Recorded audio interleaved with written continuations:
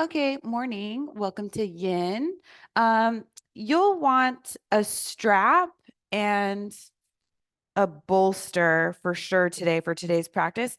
And if you have the choice between a shorter strap and a longer strap, you'll probably want the longer strap. And I'll give you a couple options in case you don't have a strap at all or just have a shorter strap. Set those to the side though, you won't need those right away. We'll start with the bolster. So just take the bolster, bring it the long way out in front of you, come to hands and knees.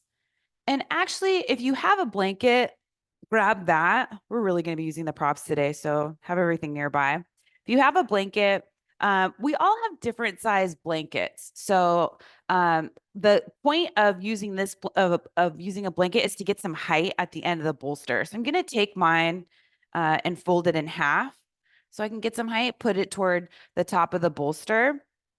I'm bringing my legs are like child's pose, bringing my hips to my heels and bringing the bolster between the thighs, not too far back, but enough so that I can kind of squeeze the bolster with my inner thighs, inner knees.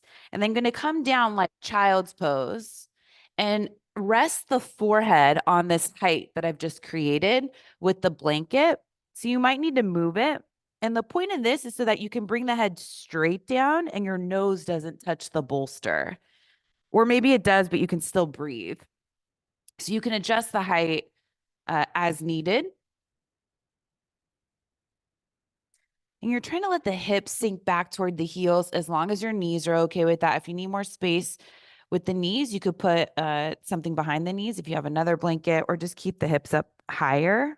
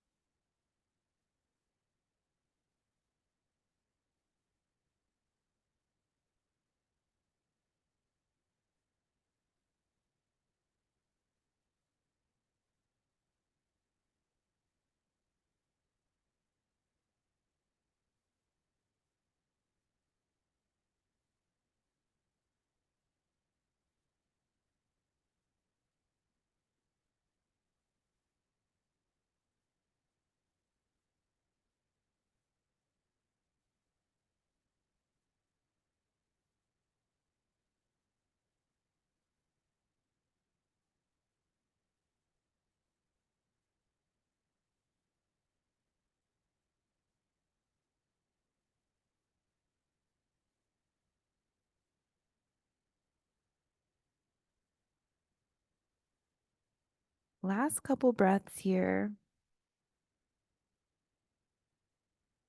Noticing how deeply the body sank into the pose.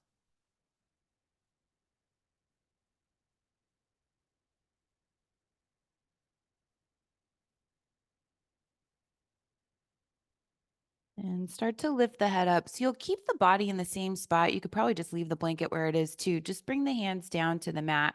Come up to hands and knees. Your hands are ahead of the shoulders. Tuck the toes. Lift the hips up and back. You're coming into downward facing dog, trying to get the top of the head down onto the bolster. So a couple of options. If your head's nowhere near the top of the bolster, then take that blanket, slide it so that it's underneath the head, or leave a little bit of space between the head and the blanket so that you can get the head down a little bit lower. Heels are driving down toward the mat. So we're doing this downward facing dog to open up the back sides of the legs. So when you think about driving the heels down toward the mat, lift the hips up and then broaden across the backs of the thighs, even the backs of the knees. But the outer knees point straight back. You can probably see your ankles. You want to make sure those are even and that you're using your feet evenly. So the pinky toe mound of the feet's pressing down, big toe mound, inner heel, outer heel. Spine's getting longer, lowest front ribs hug in. Some of us, we want to dip the chest down toward the mat, and we need to hug it in a little bit so we don't take away the space in the spine. And the shoulder blades draw toward the hips. The neck begins to lengthen, head's going down lower. Maybe if you had something to bridge the gap between the head and the bolster, maybe it needs to go a little lower or you can completely remove it. Pressing into the inner edges of the hands so you can bring length into the inner arms.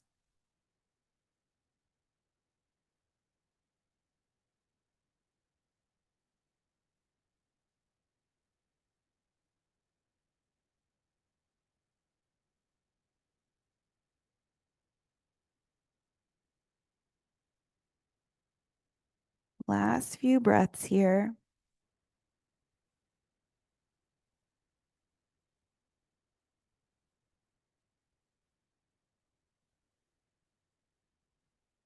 And start to lift the head back up, bring the knees down to the mat, and we'll set this stuff off to the side. So blanket can go off to the side, bolster can go off to the side. You won't need either for the next pose, but we do want a strap. So come to seated. If you have the longer the strap, the better. So you'll need to loop it. So you want a strap with a buckle or some way to loop it. Make a big loop with your strap, but you want to also have a tail so that you can adjust it and pull it. So once you get your loop made with this strap, this is an excessively long strap. You'll bring the strap around the torso. Make sure the buckle is somewhere in front of you and the tail is going in a direction where you can pull it to make it longer or tighter. So you want to bring the belt all the way up so that it would go underneath the armpits.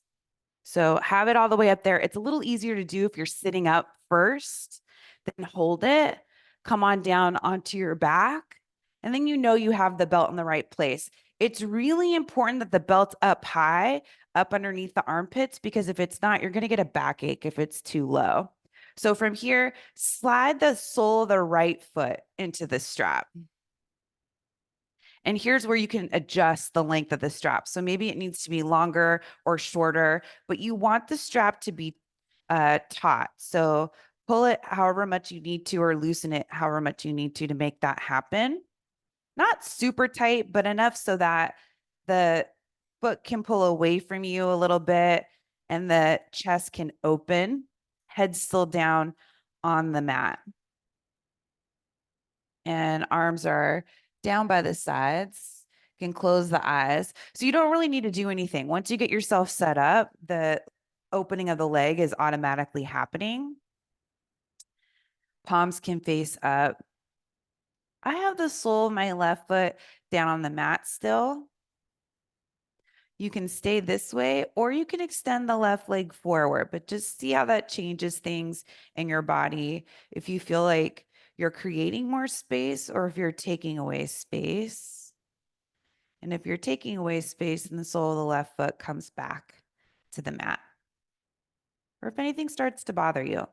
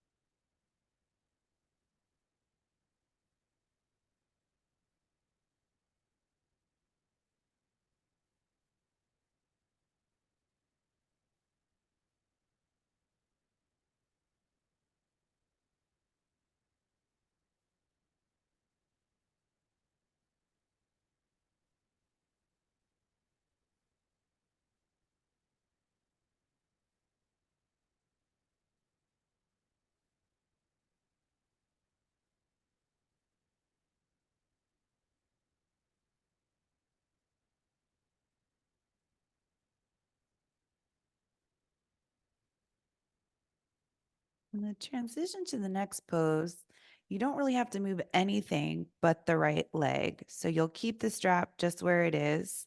And then you'll slide the right leg out to the right.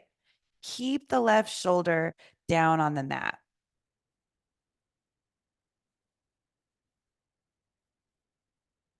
Arms still wide out to the side. Left hip stays down. Left shoulder stays down. You can even reach away with that left arm to keep the left side of the body down on the mat.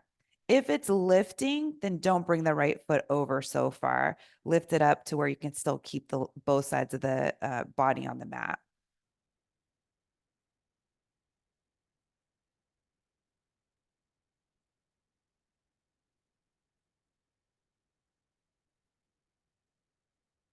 You're pressing out through the sole of the right foot,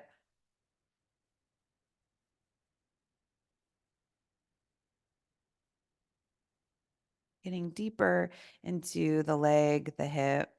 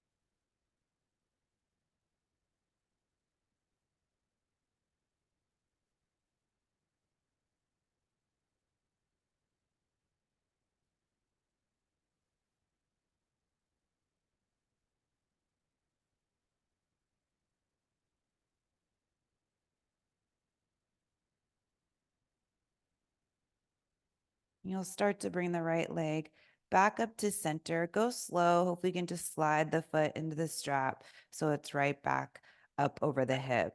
And you'll switch sides. So you can hang on to the each ends of the strap, bring the sole of the left foot into the strap, right foot comes down and line up the. And so here you might find that this leg needs more or less. So you might need to adjust the strap. Great if you don't, but if you do, take some time to do that, and then you can just kind of giggle to yourself that one leg's different than the other leg. And right leg is now open. So you could leave the right foot on the mat, or you could start to slide it forward. Heel stays down on the mat, left heel's reaching up, opening up the back side of the leg, back of the knee.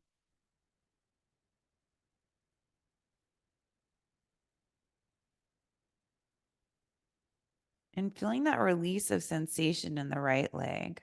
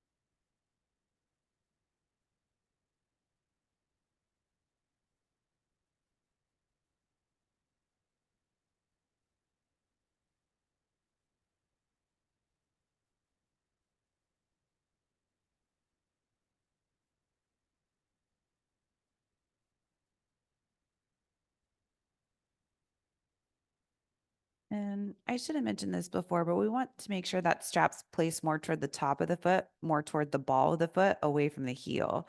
Start to slide the left leg out to the left. Keep the right hip, the right shoulder down on the mat. Find a place where you can get a nice opening on the left side. Still feeling that support from the strap.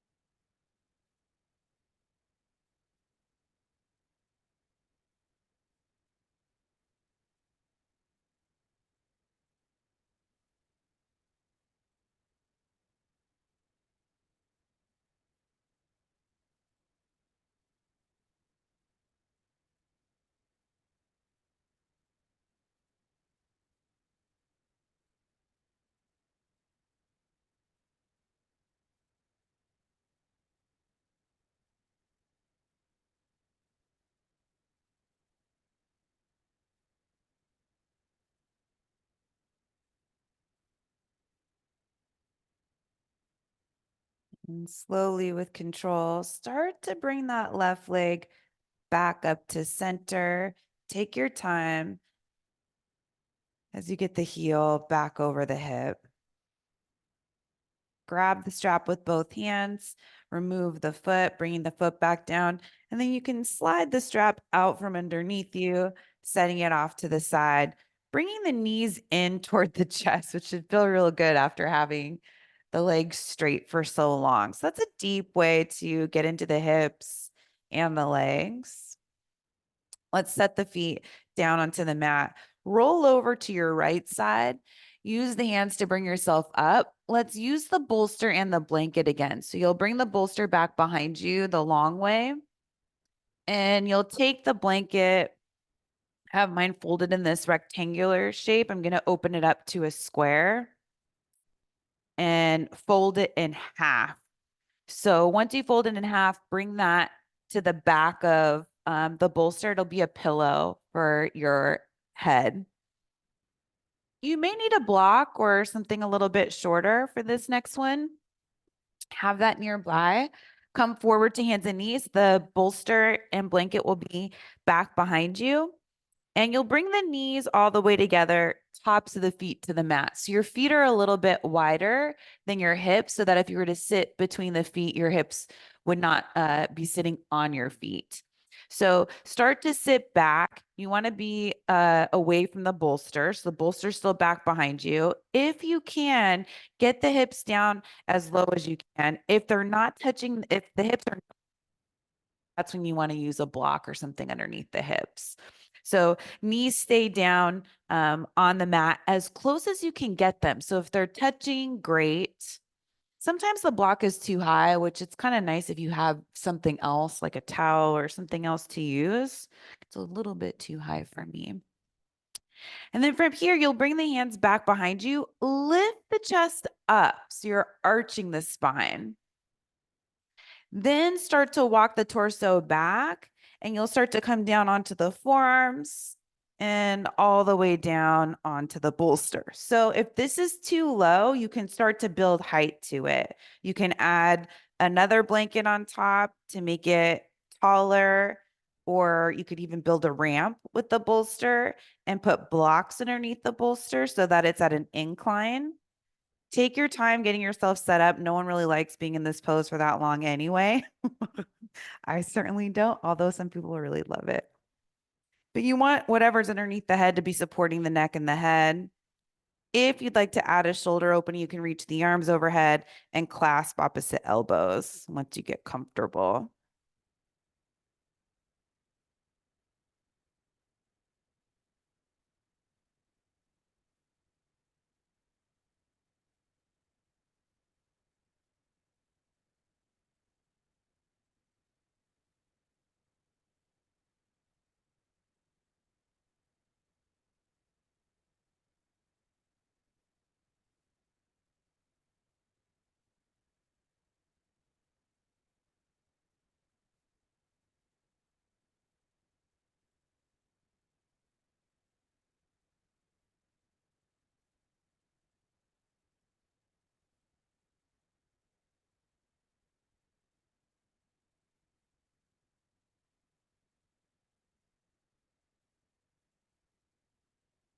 And if you have the elbows clasped overhead, switch the clasp, bring the other forearm on top to keep things even.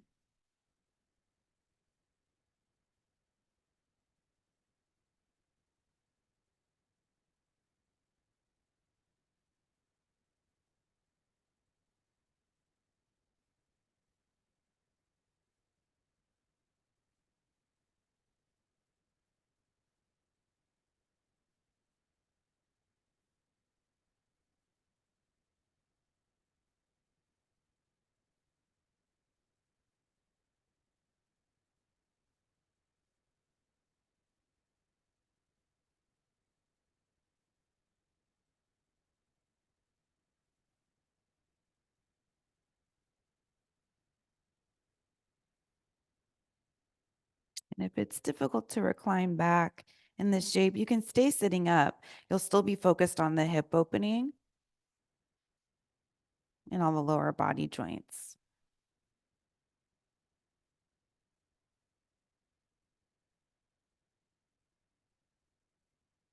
Almost done with this one. Last few long inhales and exhales, moving them in and out through the nose.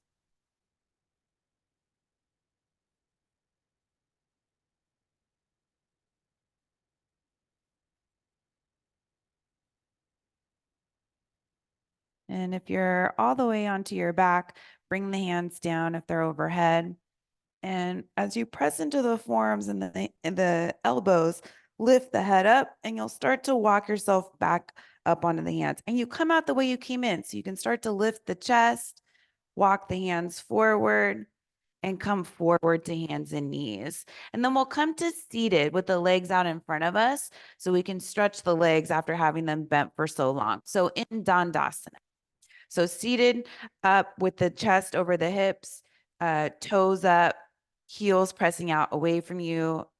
Backs of the legs are pressing down into the mat. And then bring the hands down by the sides, the coming up onto the fingertips, lifting the chest so that you can press down into the mat a little bit more with the hips and the legs and even the heels.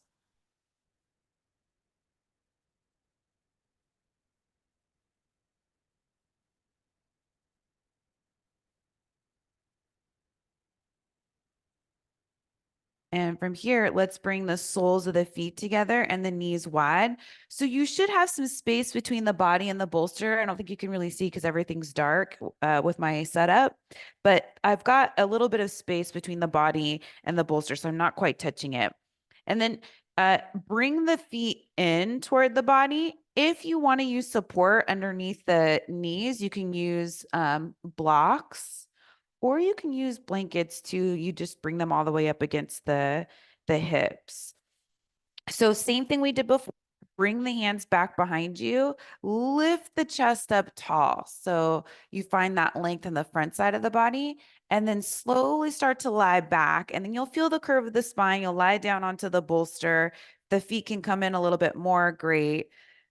Line up the blanket or the pillow that you're using underneath the curve of the neck and the head. And now you're in Supta Baddha Konasana, arms down by the sides, palms always face up, unless you're resting the hands on the body. And actually, that's kind of a nice thing to do. So let's bring the hands to the rib cage, the lower rib cage, and make sure they're even. Sometimes one side of the rib cage will be higher than the other side.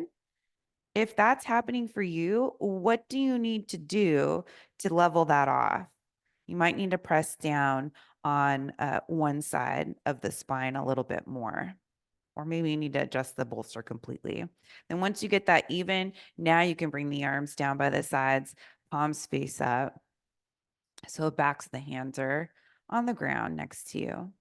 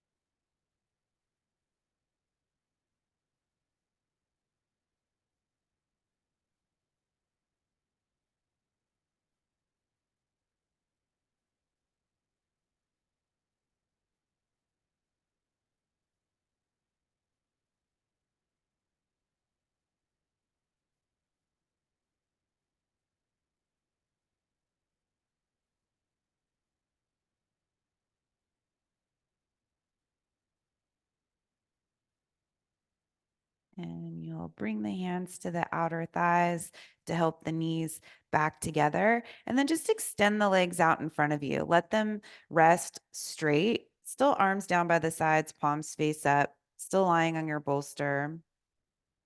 Just feeling that release on the legs and the hips after having them in that last shape, butterfly shape for so long.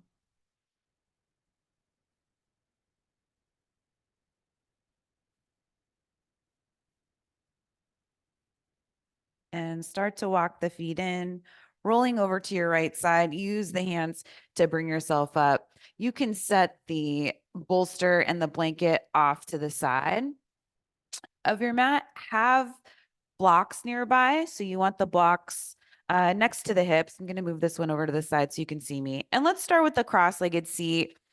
Try to cross at mid shin if you can. Bring the hands back behind you. So fingertips are down on the mat. I have mine pointing forward. And then lift and spread the chest.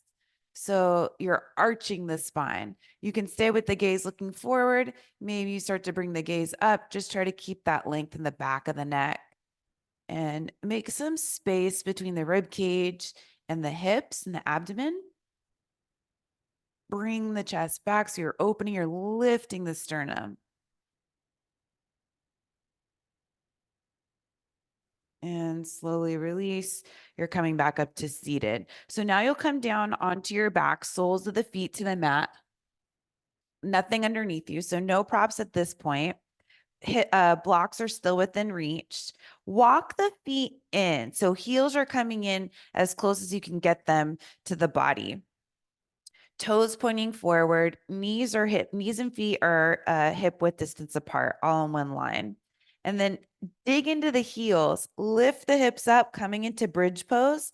Take one or two blocks underneath you. So you could take one block on the medium height underneath the hips and let them rest.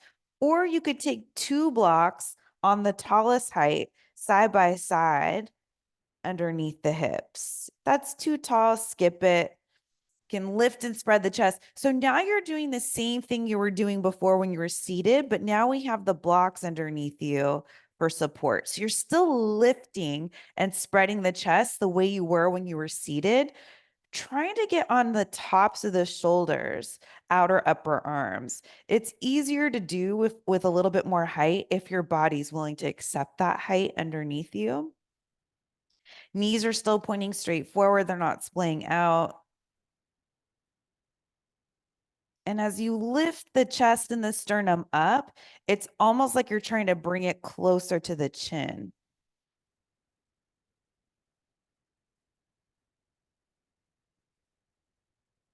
But don't elevate the shoulders, keep them pressing down.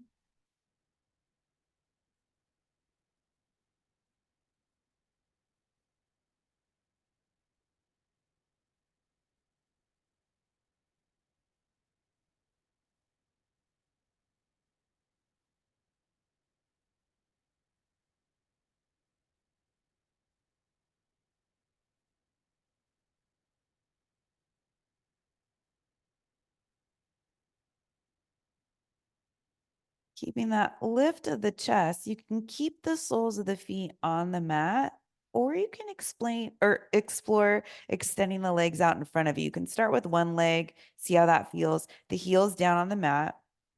Maybe the other leg goes too. If it bothers your lower back, skip it. Bring the soles of the feet to the mat. Some of us get a really nice opening on the tops of the hips, groin area. You're pressing down into the heels if the legs are extended. Maybe that'll help you lift and spread the chest more.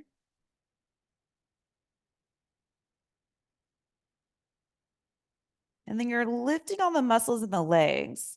So you're lifting the kneecaps, quads are going up toward the hips, calves are lengthening.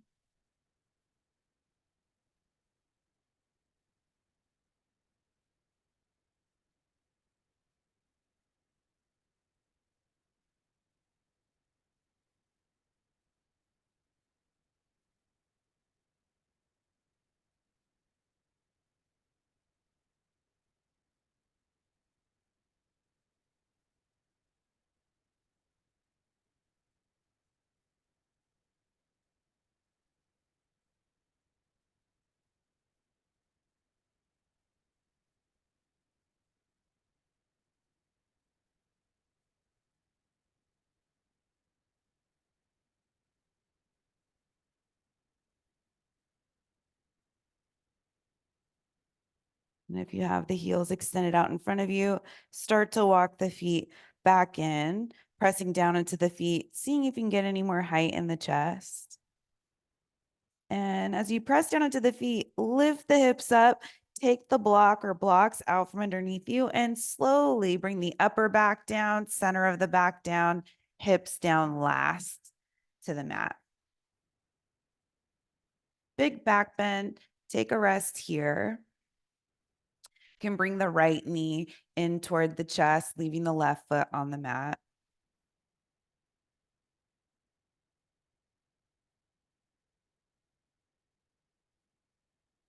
And switch sides. Right foot comes down, left knee comes in.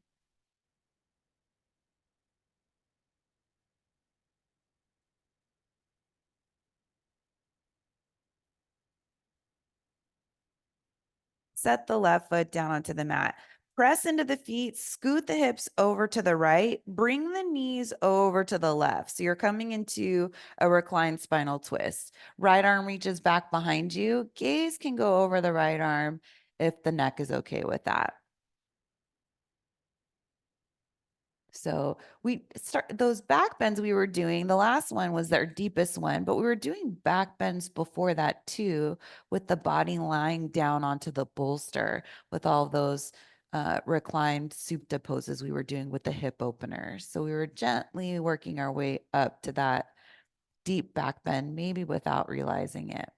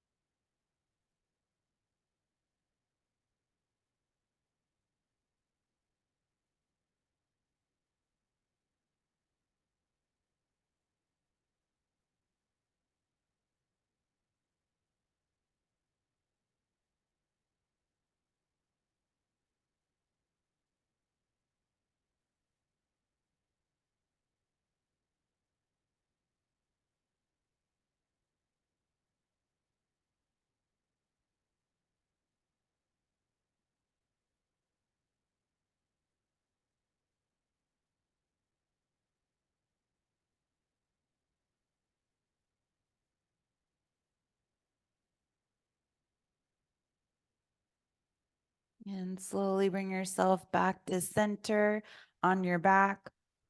Bring the knees in toward the chest. Start to move the knees around in a circle. Keep the knees and the feet touching so they're together. And switch the direction, go the other way.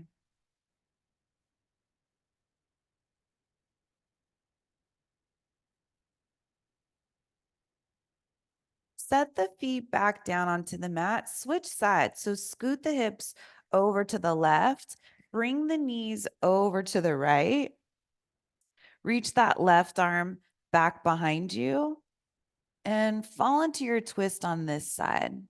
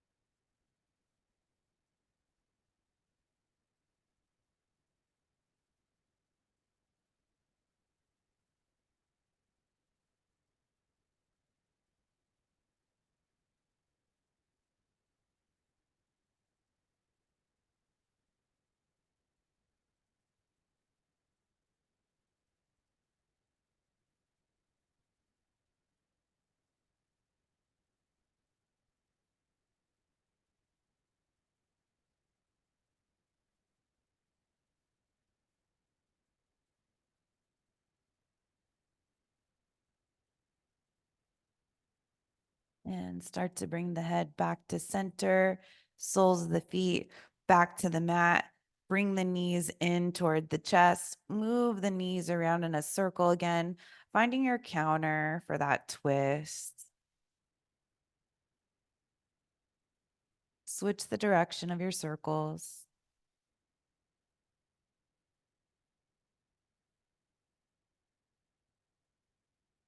Then set the feet down onto the mat. Roll over to your right side. Use the hand to bring yourself up to seated. And you may need your strap for this next one. So make sure it's nearby.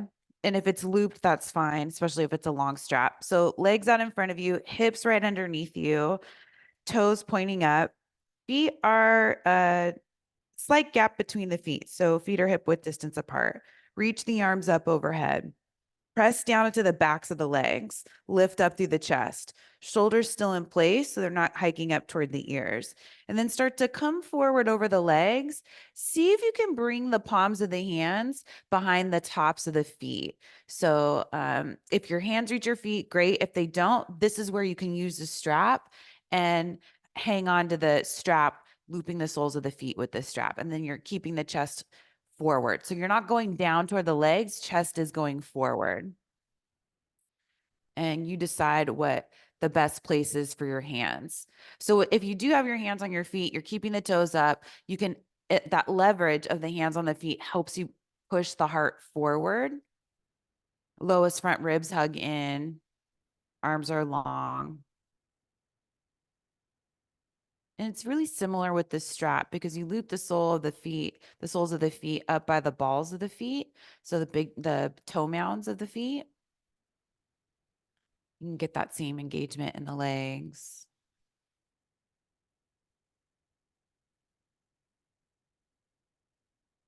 So we'll start to play with this a little bit more. If you have any chronic back issues, probably a good idea to stay here if you're dealing with a backache. Otherwise, maybe if you are using the hands, you could bring the hands to the sides of the tops of the feet. So now you're grabbing the outer edges of the feet, and maybe the chest comes down a little bit lower. Almost like you're resting the belly on the thighs and you're trying to reach the heart forward toward the toes. Back of the neck stays long, so maybe you're starting to look toward the feet, at the mat between the feet.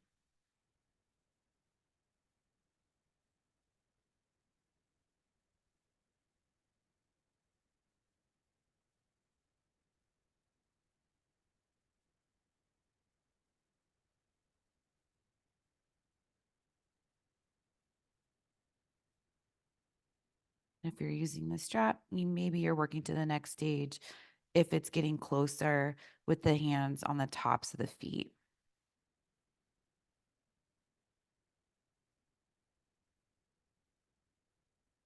And grab the big toes with the peace fingers and the thumb.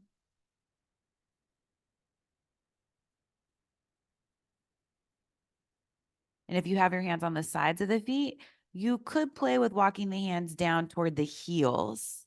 And you'll feel a difference. It's subtle, but you start to feel a deeper opening happen the lower you go with the hands on the feet. Maybe the chest lowers down toward the legs a little bit more. Maybe the head comes down.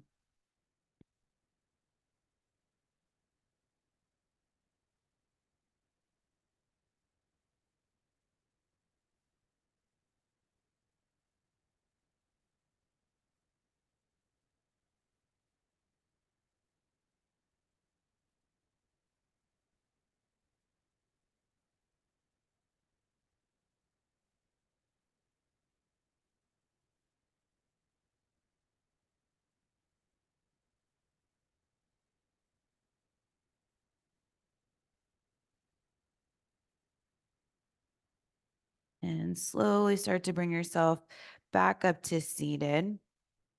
And we'll set up for Shavasana. So a blanket and a bolster could be nice today. So take the blanket, that'll be your pillow. Figure out what height you like as your pillow. Lower's probably better. Just make sure your chin's not jutting up when you lie down. And then bring the bolster underneath the knees, soles of the feet to the mat. come on down onto your back, and then make sure that the pillow isn't underneath the shoulders. It can rest on the tops of the shoulders, but the shoulder blades are flat and even on the mat. Knees are elevated, palms down by the sides, palms facing, or hands down by the sides, palms facing up. Settling into your Shavasana.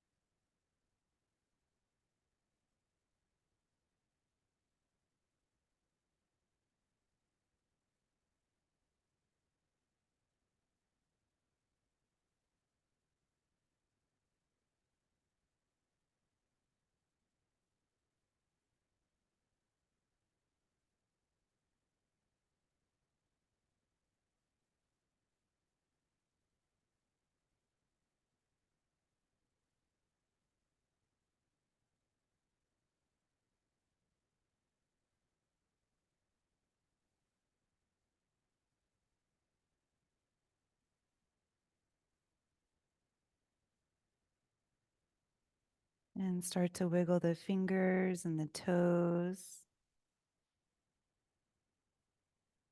Walk the feet in.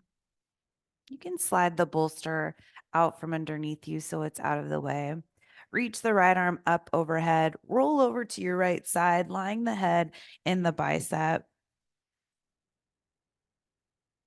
The left hand comes down to the floor in front of you so that you can press yourself up to a comfortable seat, closing your practice. Sitting up tall, bring the hands together in front of you. Slight bow of the head.